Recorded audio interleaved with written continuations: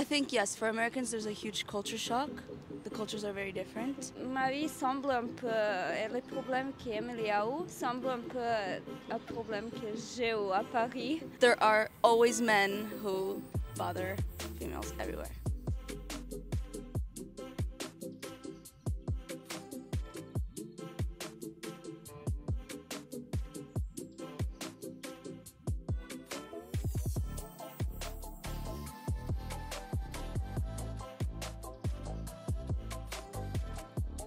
C'est les croissants dans les villes Paris. C'est les mêmes. C'est les mêmes, ouais.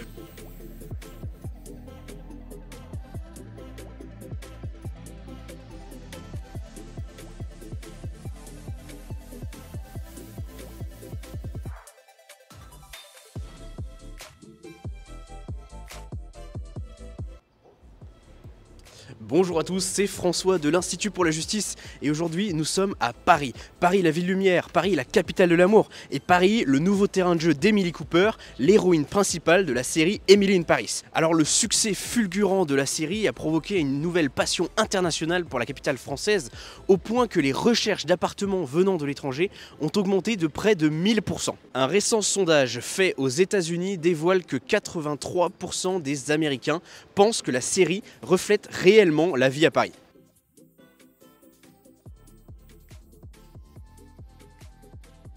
Pourtant, cette série a beaucoup fait réagir les Français qui dénoncent une ville présentée comme bien trop belle, bien trop propre et surtout bien trop sûre. Alors, est-ce que la série Emily in Paris reflète vraiment la réalité? C'est ce que vous allez découvrir maintenant. Mais avant ça, pensez à liker, commenter, partager cette vidéo et surtout à vous abonner à notre chaîne YouTube.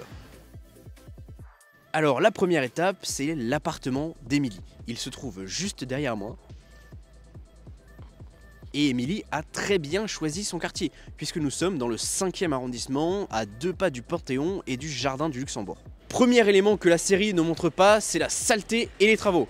Et oui, même ce quartier très bourgeois n'échappe pas à la tiers-mondisation et à l'enlaidissement de notre capitale. D'après les habitants du quartier, les équipes de production de la série avaient fait installer de faux décors et le personnel avait pour ordre de nettoyer chaque jour la rue. Bonjour, alors vous avez regardé la série Emily in Paris, c'est ça? Oui, c'est ça. Qu'est-ce que vous en avez pensé de cette série? Je pense que c'était une bonne série parce que je suis étrangère et je pense que ma vie semble un peu, et les problèmes qu'Emily a eu semblent un peu un problème que j'ai eu à Paris, les problèmes qu'elle a rencontrés à Paris aussi. Par exemple, un peu de déchets et un peu dans la rue. I think it's okay. It's easy to watch. It's very Americanized. Yeah, I mean, I like it because I live around here, so I know the area, but other than that, I don't think I would be watching it. Do you think that the series match with the reality in Paris? Oh, I think Paris is fairly clean. Very clean. I think some stereotypes are dragged up far a bit. Ça vous a marqué quand vous êtes arrivé à Paris de voir effectivement la saleté, des choses comme ça? Oui, un peu, oui. Il y a quelques problèmes à Paris qui sont aussi marqués dans la série. Et plus généralement, est-ce que vous pensez qu'il y a peut-être des problèmes plus liés à la sécurité à Paris ou des choses comme ça? Non, je pense que ça dépend de la quartier. Je pense qu'ici, il n'y a pas de problème. Pour vous, la série Emily in Paris, elle reflète vraiment la vie à Paris? Non, je pense que ça dépend. Ça dépend je pense que c'est pas la vie comme d'habitude. Je pense que dans le centre-ville, c'est mieux que peut-être sur le nord à Paris. Un peu, pour moi, comme femme, c'est un peu. Il y a plus de problèmes, je pense. Quand je cours, j'ai beaucoup de. Comment ça dit? Les hommes disent quelque chose, c'est un peu bizarre, oui. Unsafetyness? Yes. For some people, yes. I feel like there is some crime. There are always men who bother females everywhere. Bon alors, côté sécurité, rien à dire. Le 5e arrondissement est un des quartiers les plus sûrs de Paris selon la préfecture de police. En 2021, on n'y recense que 243 atteintes volontaires à l'intégrité physique, contre 2174 dans le 18e arrondissement par exemple. Alors les quartiers touristiques plutôt aisés seraient-ils épargnés par la délinquance? Pas si sûr. En réalité, si on ramène le nombre d'infractions relevées au nombre d'habitants, un autre quartier touristique, le 8e arrondissement, est l'endroit le plus dangereux de la capitale. Alors cela concerne autant les atteintes aux biens comme les vols et les cambriolages, que les atteintes à la personne comme les violences physiques et les agressions sexuelles. Et le 8e arrondissement n'est pas étranger à Émilie, puisqu'elle y passe énormément de temps, en particulier au jardin du Palais Royal.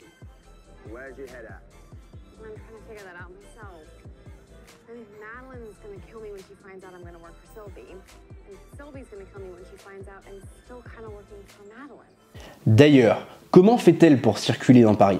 Récemment, dans le New York Times, des expatriées américaines ont pointé du doigt un non-sens. Émilie ne prend jamais les transports en commun. C'est d'ailleurs sûrement mieux pour elle, car la réalité du métro parisien fait peur à voir. Agressions, vols, passagers au comportement violent, mauvaises odeurs et surfréquentation. Le French Dream de la jeune américaine virerait rapidement au cauchemar. Alors admettons qu'elle accepte de passer des heures dans les bouchons pour rejoindre le jardin du Palais Royal en Uber. Comme tous ceux qui ont eu la chance de fréquenter un jardin public, elle croisera probablement un représentant de l'espèce qui règne désormais en maître à Paris, le rat. Ces derniers seraient 6 millions dans la capitale. Mais les jardins publics sont également la cible d'un nombre fulgurant de vendeurs à la sauvette, pickpockets et escrocs en tout genre. Parmi les plus dangereux, le Champ de Mars, où plusieurs scènes de la série ont d'ailleurs été tournées. Nous y avons récemment réalisé une vidéo que vous pouvez retrouver sur notre chaîne YouTube. Nous sommes venus voir si cette réputation qui est en train de se bâtir de coupe-gorge, avec beaucoup de vols, beaucoup d'agressions, etc., si cette réputation qui est en train de se bâtir se vérifiait. Il y a des vols, il y a des insécurités, il y a des bagarres. J'ai même été témoin de vols, bon, etc. Vous-même Bon. Alors, c'est toujours sur des touristes et c'est pratiqué souvent par des Roumains. De ne pas être en sécurité dans une belle ville comme Paris, c'est triste. C'est juste ça. Oui. Je dis arrête, tu vas le tuer. Il a mis un coup, mais après c'est un coup de bouteille. Un coup de bouteille, elle pète, il tombe l'autre. Il tombe tout de suite. Et là il continue. Et franchement, il lui a pété 5-6 bouteilles sur le visage. Course-poursuite au milieu des touristes, qui pour certains reconnaissent ne pas se sentir tranquilles. Nous avons un peu peur car nous entendons plein d'histoires de personnes qui se font voler leurs affaires, donc on est vraiment de faire attention. Dans Emily in Paris, certaines scènes se déroulent dans des lieux bien connus pour être de véritables coupe-gorge. Dans la saison 3 par exemple, une scène se tient face à la gare du Nord.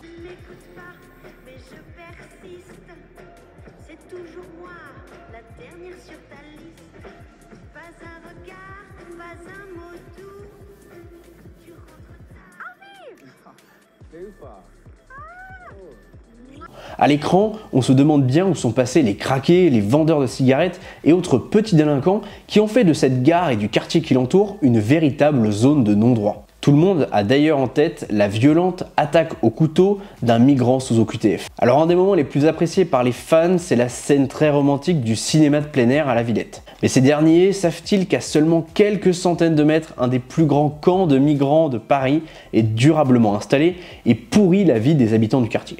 Emily in Paris présente une version qui est romancée de la capitale et qui ne convainc que ceux qui ne sont jamais venus en France. Et pour ceux qui ont eu le malheur de croire aux clichés véhiculés par la série et de venir en France, l'atterrissage fut probablement douloureux. Chaque semaine, les quotidiens régionaux nous informent des faits divers dont sont victimes les touristes. Attaques, vols et parfois plus graves, comme au début du mois de février où 2 touristes brésiliennes ont été violées sur le Champ de Mars. Il suffit d'ailleurs de lire les recommandations des agences de voyage et des ambassades étrangères pour s'apercevoir que le Paris vendu par la série ne correspond pas du tout à la réalité. Et en effet, les statistiques sont impressionnantes. Le département de Paris est considéré comme le plus dangereux de France. Chaque jour, 342 personnes sont victimes de vols. Et en 20 ans, le nombre de victimes de coups et blessures volontaires a augmenté de 152%. Bon, alors la saison 4 d'Emily in Paris sortira prochainement et les producteurs continueront probablement de cacher la vérité. En tout cas, vous, maintenant, vous savez.